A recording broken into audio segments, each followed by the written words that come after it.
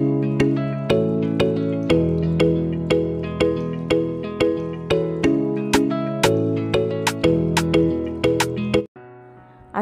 আলাইকুম।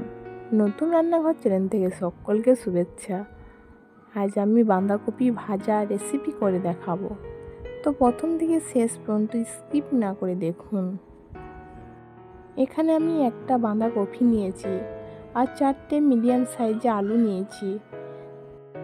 আলু বাঁধাকপি দেখুন সুন্দর করে কেটে নিয়েছি, তো ভালো করে পরিষ্কার করে নিয়েছি।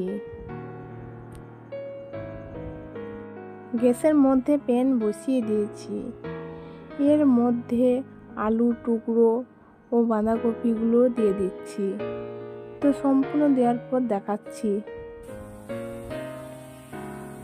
দেখুন দেওয়া হয়ে গেছে। এর মধ্যে হাফ টেবিল স্পুন মতন লবণ দিয়ে দিচ্ছি আর দিয়ে দিচ্ছি হাফ টেবিল স্পুন মতন হলুদের গুঁড়া,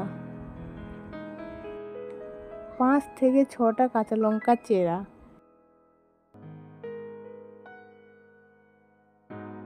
এখানে আমি লাল সবুজ কাঁচা লঙ্কা নিয়েছি, দেখতে ভালো লাগবে, খেতে ভালো লাগবে। তো অল্প পরিমাণ মতন জল দিয়ে দিচ্ছি সেদ্ধ হওয়ার জন্য। এবার ঢাকনা দিয়ে ঢেকে দিচ্ছি। 2 মিনিট পর ঢাকনা খুলে দিচ্ছি। তো হালকা করে নাড়াচাড়া করে নিচ্ছি।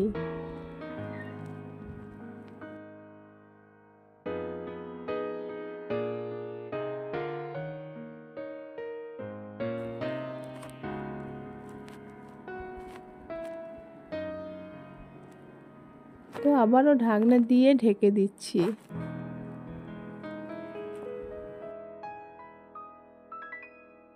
দেখুন সেদ্ধ হয়ে গেছে, তো ঢাকনা খুলে দিয়েছি।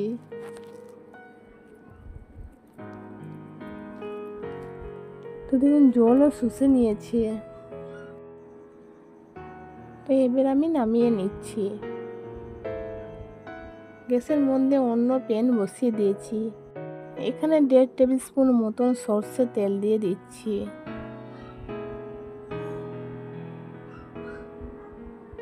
আর দিয়ে দিচ্ছি হাফ টেবিল স্পুন মতন 5 ফোড়ন।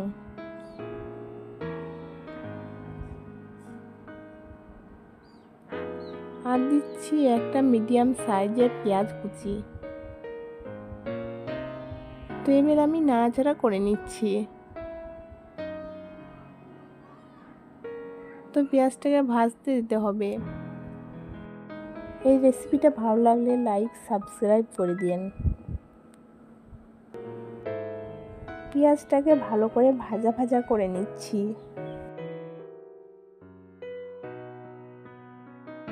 এর মধ্যে 1/3 স্পুন মতো আদা রসুন পেস্ট দিয়ে দিচ্ছি। করে নাড়াচাড়া করে নিয়েছি। তো ওর মধ্যে বাঁধাকপি সেদ্ধ দিয়ে দিচ্ছি। তো ভালো করে নাড়াচাড়া করে নিচ্ছি। তো ভালো করে ভেজে নিতে হবে। এর মধ্যে হাফ টেবিল স্পুন মতন জিরে গুঁড়া দিয়ে দিচ্ছি। তো দেখুন আবারও নাড়াচাড়া করে নিচ্ছি। এইভাবে যদি বাঁধাকপি ভাজেন খেতে দারুণ লাগে। তো দেখুন ভাজা হয়ে গেছে। এবার আমি পরিবেশন করছি বাঁধাকপি দিয়ে আলু ভাজা। গরম গরম ভাত বা রুটিতে দারুণ লাগে।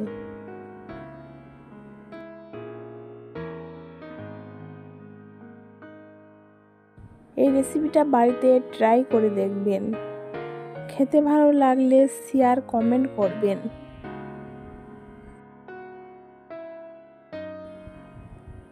আর আমার রেসিপিগুলো যদি ভালো লাগে তো আমাকে এগিয়ে যেতে সাপোর্ট করবেন।